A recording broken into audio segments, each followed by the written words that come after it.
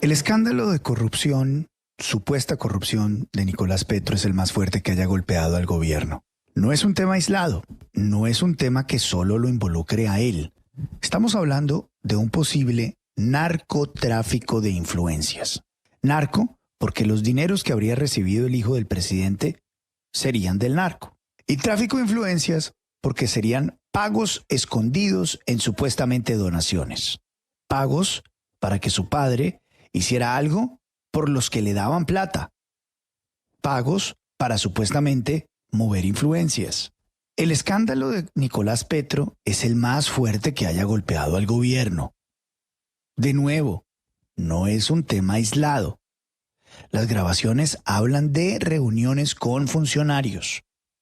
¿Qué haría el ministro Prada reunido con el hijo del presidente? ¿Qué haría la ministra Corcho reunida con el hijo del presidente? ¿Qué haría el director Lizcano reunido con el hijo del presidente? ¿Qué haría la ministra Vélez reunida con el hijo del presidente? ¿Con el hijo del presidente? El tema de los fajos de billetes en la política tiene que desaparecer. No se puede volver paisaje ni mucho menos justificable. Aquellos que nos gobiernan no pueden recibir bolsadas de plata. Los únicos que manejan maletas de efectivo son los narcos o los que viven en la economía informal. Las bolsadas de plata son sinónimo de delito. Punto. El padre de Nicolás, hoy presidente, se vio involucrado también en un tema de bolsadas de plata. La Corte declaró que a su caso se le habían vencido los términos. En el de Nicolás, los términos están claramente vigentes. Nicolás dice que es inocente. Siendo así la cosa, los escándalos sin duda de los últimos días ponen contra las cuerdas al presidente Gustavo Petro. Quizás de todo lo que está pasando, las acusaciones contra su hijo Nicolás Petro y sus vínculos con personajes del narcotráfico que han salpicado a algunos miembros del gabinete ministerial del actual presidente de los colombianos, pues ha desatado una crisis en el gobierno. Ante los micrófonos de nuestra cadena aliada NTN24 habló del tema Francisco Santos Calderón, ex vicepresidente de Colombia, ex embajador de Colombia en Estados Unidos, periodista y exdirector de nuestra cadena aliada RCN Radio. A Petro se acuerda que lo filmaron recibiendo dinero en efectivo. Yo creo que esto es simplemente una misma manera de cómo están haciendo las cosas, donde en el momento al que llegan y donde llegan es, venga, yo empiezo a enriquecerme, venga, yo me enriquezco en estos momentos.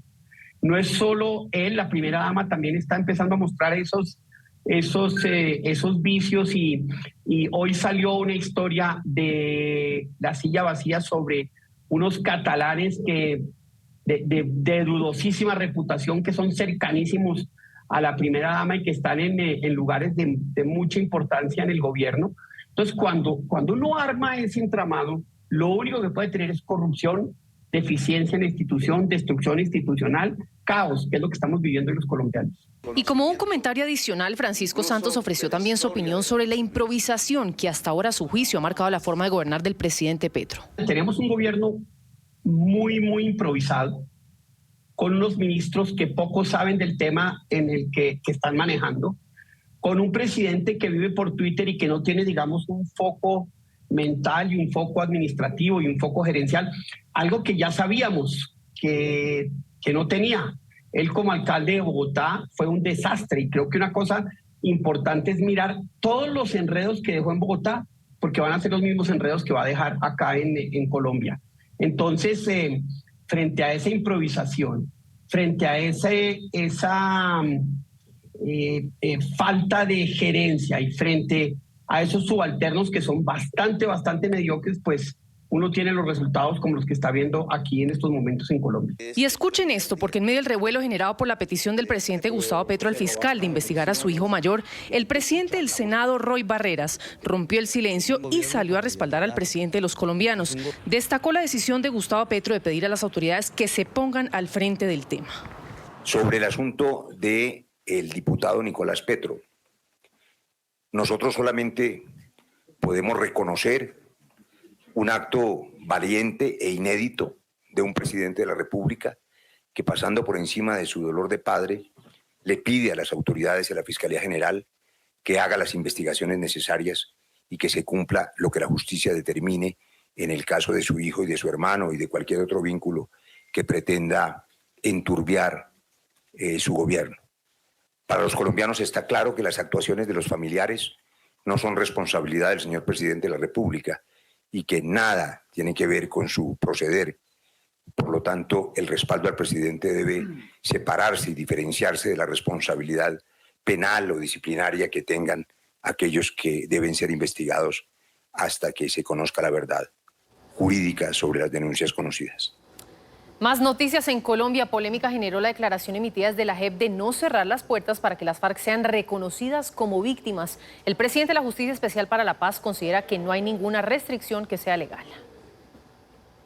Es inaudito que aún exista una mínima posibilidad jurídica para que estas personas, quienes fueron los responsables de tantos crímenes de lesa humanidad, de tanta sangre derramada en Colombia y de tantas víctimas que dejó el conflicto armado, hoy puedan gozar de esa condición y de ese reconocimiento. Indignación, ese es el sentimiento de las víctimas de las FARC tras las últimas declaraciones del presidente de la JEP. No hay una prohibición ni una restricción de especie alguna para que una persona que en algún momento fue victimario o que es compareciente de las FARC acredite también su condición de víctima. Además, en otra decisión de la Jurisdicción Especial para la Paz, denunciaron a la exdirectora de Asuntos Internacionales de la Fiscalía de Néstor Humberto Martínez por presuntamente haber ocultado información mientras la JEP adelantaba el proceso de garantía de no extradición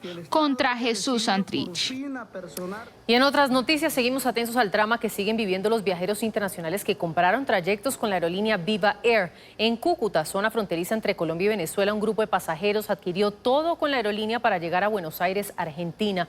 Hoy no tienen respuestas y tampoco el dinero para resolver con otras empresas aéreas su situación. Decenas de viajeros han tenido que esperar afuera de la terminal aérea de Cúcuta para ser reubicados, principalmente quienes tenían tiquetes a destinos como Argentina y Perú, como el caso de María del Pilar, que aún no tiene solución. Yo, por ejemplo, y mi consuegra, salimos con los recursos limitados completos. Entonces yo de aquí no tengo cómo pagar un hotel, cómo pagar comida, todo eso no puedo. Similar situación vive esa pareja del aeropuerto de Santa Marta. En 2 días deberán estar en Medellín para abordar su vuelo a España, pero llegar a la capital antioqueña, que estaba previsto con Viva, se ha convertido en una verdadera odisea. El paseo de los últimos 3 días ha sido aquí tratando de resolver esta situación. Y ahora me dijeron, no, tiene que irse por su cuenta a Barranquilla y de Barranquilla coger un vuelo directo a Medellín. Atrás quedaron los días de descanso y felicidad con sus familias. Ahora completan varias horas de espera y sin respuestas por adquirir un tiquete que hasta el momento no han podido usar para llegar a sus destinos.